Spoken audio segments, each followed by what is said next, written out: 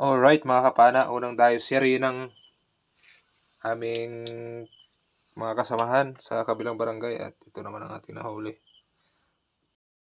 Ayan, alright mga kapana.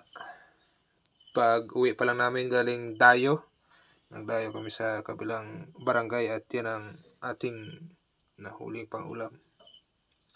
Meron ito, ewan kung anong isda to. Matambakay dali pa.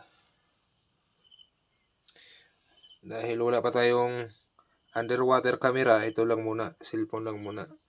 Wala pa tayong footage ng paano ito nahuli sa pamamagitan ng pana. Ayan ang ating pang-ulam, hindi na tayo bibili. At hanggang dito na lang mga idol, huwag kalimutang mag-subscribe at i-like ang ating video. Salamat sa inyong pagsuporta sa ating munting channel.